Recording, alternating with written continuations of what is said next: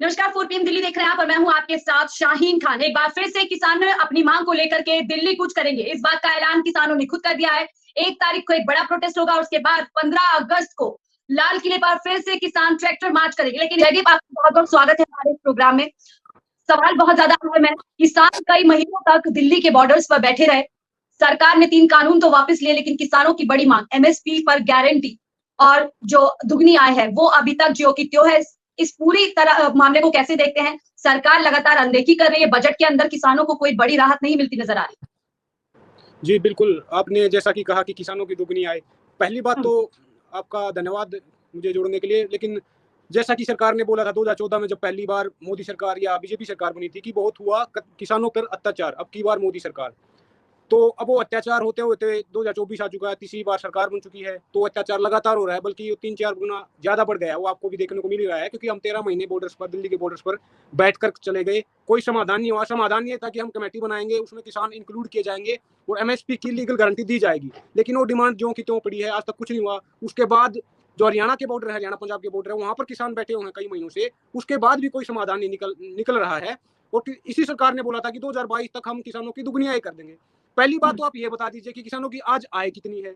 दुगनी तो तब करोगे जब आपको पता होगी आज भाई 100 रुपए हैं, कल हम 200 करेंगे। ये बात ऐसी नहीं बताएंगे।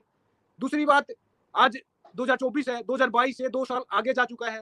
कोई मतलब इनके पास डाटा नहीं है, फैक्ट नहीं है, कोई तथ्य नहीं इनके पास कि माने हमने किसानों के लिए ये कर दिया, ऑन पेपर ही दिखा दिए। बल्कि उससे भी बुरे हालात किसानों के होते जा रहे हैं। एक सिचुएशनल असेसमेंट सर्वे आया था, सरकारी कागज होता है, सरकार ने निकाला था। उसमें बोला है कि किसान दिल्ली 27 रुपए कमाता है, इस देश का किसान। तो ये हालात है। इसके बाद भी मोदी सरकार नहीं सुधर रही और कोई मतलब ऐसी कोई पॉलिसी या कानून नहीं लेके आ रही जिससे किसानों को फायदा हो। कल बजट पेश हुआ है, मतलब इंतरिम बजट पेश हुआ था फरवरी में, लेकिन लोकसभा चुनाव तो उसके बाद कल बजट पेश हुआ दोबारा फ्रेश। उसमें जो किसानों को मिलने वाली सब्सिडी थी, जो फूड सब्सिडी या फर्टिलाइजर, जो उर्वरक या जो खाद बीज किसान खरीदता है, उस पर जो सब्सिडी मिलती थी उसको स्लैश कर दिया, उसको घटा दिया है। और यही सरकार दावा करती है, अपनी छाती पीटती है कि हम किसानों की तैसी हैं, हम किसान कल्याण करना चाहते हैं, किसानों की आय दोगुनी करना चाहते हैं। तो उसके बाद में आप सब्सिडी क्यों घटा रहे हैं? क्योंकि सब्सिडी घटाओगे तो उसको खाद बीज महंगा खरीदना पड़ेगा, और महंगा खरीदने से तो फिर भी और भी नुकसान होगा। एक तो उसकी जेब में वैसे ही पैसे नहीं है, क्योंकि जो इकोनॉमिक सर्वे भी आता है, हर साल आता है, कल भी आया है, मतलब 2 दिन पहले भी आया है, बजट से पहले इकोनॉमिक सर्वे आता है। उसमें भी बोला गया है कि इंडिया में 85% किसान ऐसे हैं जिसके 2 हेक्टेयर से कम जमीनें हैं, मतलब सामान्य मार्जिनल फार्मर हैं, वो अफोर्ड नहीं कर सकते। जी, एक सवाल और ले लेती हूँ, आपकी थोड़ी आवाज तेज कर लीजिएगा, उसके बाद अपनी बात पूरी कीजिएगा। लेकिन जयदेव जी, जो बजट सामने आया है, इसको सरकार अमृतकाल का बजट बता रही है, विकसित भारत का बजट बता रही है, साथ ही ऐतिहासिक बजट बता रही है। तो ऐसा क्यों? किसानों को आखिरकार क्या उम्मीद थी जो किसानों को लग रहा है कि वो किसानों के हक में बजट नहीं आया? हमारे हक तो वही होगा ना। हम तो पहले दिन से, हमें ना कोई सब्सिडी चाहिए, ना कोई रिबेट चाहिए, ना कोई टैक्स डिडक्शन, किसी भी तरह का कुछ नहीं चाहिए। हमें 6,000 भी नहीं चाहिए जो पीएम किसान के थ्रू दिए जाते हैं सालाना, ये भी नहीं चाहिए। हमें सिर्फ अपनी फसलों का भाव चाहिए, एमएसपी चाहिए। हमें हमारा हक दे दीजिए, अधिकार दे दीजिए, बाकी चीजें हमें कुछ नहीं चाहिए। हम डिमांड पहले दिन से कर रहे हैं कि लिखित में एमएसपी कानून की गारंटी बना दीजिए। और एमएसपी कानून किस पे बनेगा? C2 पर, C2+50। C2 का मतलब कंप्रीहेंसिव कोस्ट, जो स्वामीनाथन कमेटी ने रिकमेंड की थी, उस पर। और सरकार किस पे दे रही है? A2+FL पर। 4 दिन पहले भी खबर आई थी कि 14 फसलों पर एमएसपी देंगे, लेकिन ये तो बताओ देंगे किस पे? सरकार बोल रही है कि हम गिलास पानी का भरा दे रहे हैं, लेकिन जब आप पीने लगते हैं, आपको देखते हैं गिलास को, आधा आधा मिलता है, वो गिलास भरा हुआ नहीं है। हम भरा हुआ गिलास मांग रहे हैं। ये धोखा हो रहा है किसानों के साथ। ठीक है, लेकिन भरा हुआ गिलास यहाँ पर मिलता हुआ नजर नहीं आ रहा है। तो क्या अब किसानों के पास यही जो है तरीका रह गया है कि वो बार-बार दिल्ली आएंगे, दिल्ली की बॉर्डर्स पर जो है कहीं ना कहीं उनको रोक दिया जाता है, लोहे के तारों से रास्ता बंद कर दिया जाता है? क्या कोई और रास्ता नजर नहीं आ रहा है कि सरकार किसानों का विश्वास जीत सके, या फिर किसानों को सरकार पर विश्वास हो सके? नहीं, ये तो सरकार की नाकामी है। जो सरकार, किसान बॉर्डर पे आता है, दिल्ली आता है या कहीं भी प्रोटेस्ट करता है, वो नाराज होकर करता है ना, तब उसकी आवाज सुनी नहीं जाती। जो लोकल गवर्नमेंट होती हैं, जो एडमिनिस्ट्रेशन सिस्टम हमारा, ऑफिसर भी होते हैं, आईएएस आईपीएस से लेके एग्रीकल्चर ऑफिसर, वो उनके साथ कम्युनिकेट करने में नाकाम रहे हैं किसानों के साथ। अगर वो अच्छे से कम्युनिकेट करेंगे तो उनकी जो समस्याएं होंगी वो सरकार तक पहुंचाएंगे, उनको वहीं पे निपटारा किया जाएगा। वो निपटारा वहां पे नहीं होता लोकल स्तर पर, इसी कारण किसान को प्रोटेस्ट करना पड़ता है, या दिल्ली आना पड़ता है, या सड़क पर आना पड़ता है। तो किसान किसान के साथ साथ गलत नहीं हो रहा है, किसान की औलाद के साथ भी गलत हो रहा है। जैसे आपने थोड़ी देर पहले बताया कि अग्निवीर अग्निवीर जो आर्मी में, जो सेना में जो बच्चे जाते हैं, वो किसके होते हैं? गांव के होते हैं, किसानों के होते हैं, मजदूरों के होते हैं। तो उनको भी मतलब लाइन पर लगा रखा है। प्लस एक तो अग्निवीर है जो 4 साल में रिटायर कर रहे हैं। हालांकि मोदी जी तीसरी बार मतलब हाथ जोड़ रहे थे कि मुझे प्रधानमंत्री बना दो। जो बंदा 75-80 साल का हो चुका है, 70 से पार हो चुका है, उसको 15 साल नौकरी करनी है, और जो लड़का 20-21 साल का है, उसको 4 साल में रिटायर कर रहे हैं। विदाउट पेंशन कुछ नहीं मिलेगा। ये बोल रहे हैं कि बाद में आपको आरक्षण मिल जाएगा, सीआरपीएफ में, पैरामिलिट्री में और नौकरियों में, पुलिस में आपको मतलब प्रेफरेंस दी जाएगी। अरे जो नौकरी मिल चुकी है उसी में दे दो ना, आप वही करने दो, बकवास क्यों कर रहे हो? और बोला क्या है कि टेक्नोलॉजी का अपग्रेडेशन होगा। अगर हम इनको 4 साल की नौकरी देंगे तो एक तो यूथ आर्मी में होगा, युवा होगा, प्लस जो हमारा जो हथियार खरीदने पड़ते हैं आर्मी के लिए, वो टेक्नोलॉजी वो पुरानी हो चुकी है।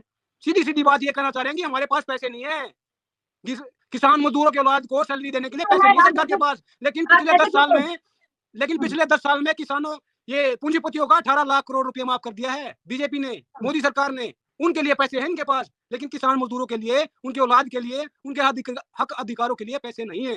ये सच्चाई है। आप ऐसे क्यों कह रहे हैं कि सरकार के पास पैसा नहीं है, जबकि हमने देखा उनके सहयोगी दलों को बिहार और आंध्र प्रदेश के लिए सरकार ने पूरी सौगात वहां पर पूरी तरीके से भेज दिया। तो वहां पर भी तो किसान है, वहां भी युवा है, वहां पर भी अग्निवीर है। हाँ, वो बैसाखी की सरकार है, उनको तो देने पड़ेंगे, नहीं देने पड़ेंगे क्या पता भाग जाए, सरकार गिर जाए। 15,000 करोड़ अमरावती, एक हैदराबाद की, मतलब इसकी सॉरी आंध्र प्रदेश की कैपिटल डेवलप करने के लिए, बनाने के लिए 15,000 करोड़ रुपए दिए हैं। अच्छी बात है, देना चाहिए, कोई दिक्कत नहीं है। और ऐसे ही 58-59,000 करोड़ अकेले बिहार को दिए गए हैं। और जो बाकी स्टेट है, हरियाणा को तो नाम ही नहीं लिया। मैं हरियाणा से आता हूँ, हरियाणा का, पंजाब का पूरे बजट में वित्त मंत्री ने नाम भी नहीं लिया। ये सच्चाई है। तो क्या यहाँ पर पीएम मोदी कहते कुछ है, करते कुछ है, करना कुछ और चाहते हैं, कर कुछ और रहे हैं? क्या लग रहा है आपको आखिरकार रणनीति? इसमें कोई शक नहीं है, कोई डांट नहीं है। कथनी और करनी में बिल्कुल अंतर है, जमीन आसमान का अंतर है। क्योंकि यही सरकार बोलती थी कि बहुत हुआ महिलाओं पे अत्याचार, अब की बार मोदी सरकार बेटी बचाओ बेटी पढ़ाओ, उन्हीं देश की महिलाओं को, मणिपुर की बेटियों को नंगा दौड़ाया गया, पूरे देश ने देखा। महिला पहलवान जो मेडल लेके आती हैं, विनेश फोगाट, साक्षी मलिक, उनको सड़क पर घसीटा गया। 3-4 महीने को सड़क पर बैठना पड़ा। किसके लिए? एक FIR के लिए। क्या ब्रजभूषण इतना बड़ा हो गया है?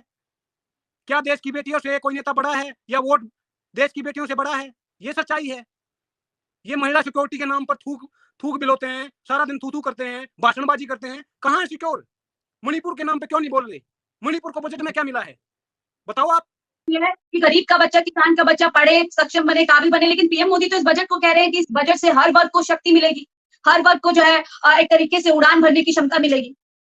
बोलने में कोई दिक्कत नहीं है, बोलना अच्छा होता है, भाषण देना अच्छी बात है, लेकिन इंप्लीमेंटेशन ग्राउंड लेवल पे जीरो है। उनके पास कोई भी डाटा, कोई भी फैक्ट नहीं है, कोई काम नहीं किया है।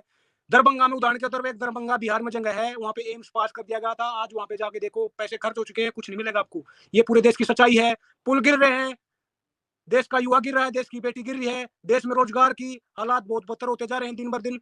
लेकिन सरकार को, राज्य सरकार है, जैसे हरियाणा में राज्य सरकार में भी बीजेपी है और सेंटर में भी डबल इंजन की सरकार है। इवन यूपी में भी बीजेपी की सरकार है, तो वहां भी आप देख लो, इन्होंने सिर्फ एक मुद्दा पकड़ रखा है, वो धर्म का, हिंदुत्व का। क्योंकि अगर आपको धर्म के नाम पर, जात के नाम पर, वर्ण के नाम पर अगर वो आपको वोट मिल रहा है, भाषा के नाम पर आपको वोट मिल रहा है, तो काम करवाने की जरूरत नहीं है। इन लोगों को इतना बड़ा सबक सिखाया है जनता ने। 400 की बात कर रहे थे, 240 पर आ गए हैं, उसके बावजूद भी नहीं सुधर रहे। उसके बावजूद भी आपने देखा होगा, कांवड़ यात्रा में दुकानदारों को बोला जा रहा है कि आप अपनी दुकान पर नाम लिखो, आप दुकान किसकी है, अपना नाम लिखो, नंबर लिखो।